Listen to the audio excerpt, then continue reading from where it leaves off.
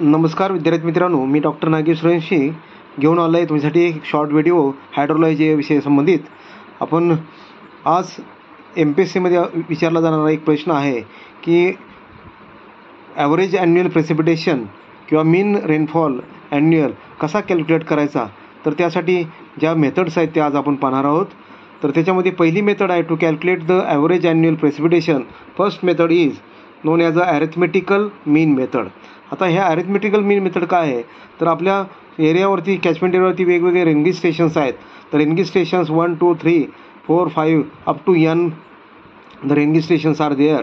आणि जर त्या रेनगेज स्टेशनवरती जे रेनफॉल मेजरमेंट होणार आहे तो मेजरमेंट केलेला रेनफॉल आहे P1, P2, P3, P4 up to PN. तर ह्या डेटाचा उपयोग करून आपल्याला ॲव्हरेज रेनफॉल हा ॲरिथमेटिक मीननं काढला जातो. मीन्स फॉर्म्युला आहे P is equal to P1 plus P2 plus P3 plus P4 up to PN divided by N. So N means number of rain gauge stations. So this is the arithmetical mean method formula. त्याच्यामध्ये sum घेतली जाते of all rainfall data and divided by the rain gauge number of rain gauge stations. तर अशा पद्धतीने हा arithmetic simple method आहे, easy method आहे आणि क्विक मेथड आहे. आणि ह्यासाठी लेस स्किल जातात. ही ह्या मेथडची मेरिट्स आहेत.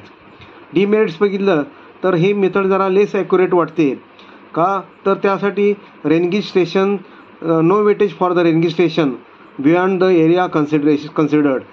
आणि इनॲक्युरेट रिझल्ट येऊ शकतात ज्यावेळेला रेनफॉल जर नॉन युनिफॉर्म झाला तर.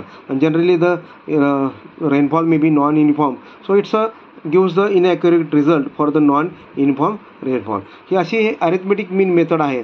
दुसरी मेथड आपण जर बघितली तर दुसरी मेथड आहे थिसन्स मेथड. थिसन्स मीन मेथड किंवा थिसन्स पॉलिगॉन मेथड आहे. तर त्याच्यामध्ये तुम्हाला थिसन्स पॉलिगॉन काढायचा आहे. आता इथं फिगर दिसते पहा, त्याच्यामध्ये काय केलेलं आहे की स्टेशन 1, स्टेशन 2, स्टेशन 3 आणि स्टेशन 4 दिसत आहेत. हे स्टेशन एकमेकाला कनेक्ट केलेले आहेत लाईननी.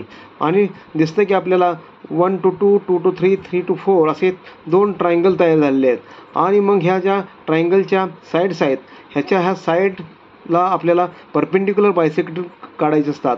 मग जर तुम्ही इथं पाहिलं त्या 1 to 2 ला परपेंडिक्युलर बायसेक्टर काढलेला दिसतोय, 1 to 3 ला परपेंडिक्युलर बायसेक्टर काढलेला दिसतोय, नंतर 3 to 4 ला परपेंडिक्युलर बायसेक्टर काढलेला दिसतोय, नंतर 2 to 4 ला परपेंडिक्युलर बायसेक्टर काढलेला आहे. आणि अशा पद्धतीनं बायसेक्टर काढून आपल्याला ही जी फिगर मिळालेली दिसते पहा. तर ह्या फिगरचा आपल्याला उपयोग करून आपल्याला थिसन्स पॉलिगॉन मेथड काय आहे, पॉलिगॉन आपण तयार झालेला आहे.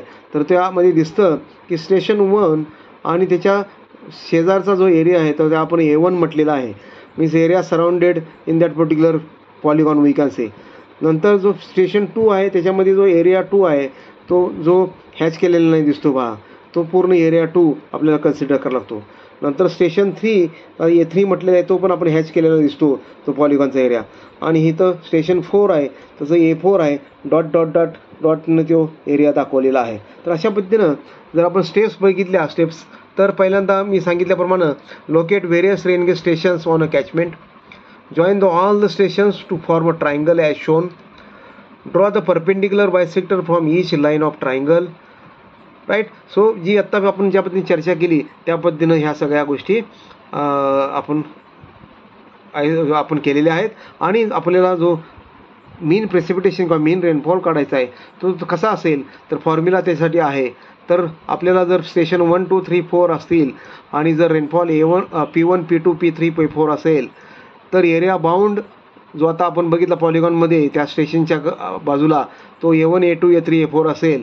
तर अशा पद्धतीनं जर असेल तर आपल्याला फॉर्म्युला दिलेला आहे तो mean formula is equal to P is equal to P1 A1 upon A plus P2 A2 upon A plus P3 A3 upon A plus P4 A4 upon A. अशा पद्धतीनं हा फॉर्म्युला वापरून आपण मीन रेनफॉल काढू शकतो. तर ह्याचा बेनिफिट आपण जर बघितले मेरिट्स ऑफ दिस मेथड, तर हा जो मेथड आहे तर ह्यामध्ये रेनगेज स्टेशनला इम्पॉर्टन्स दिलेला आहे.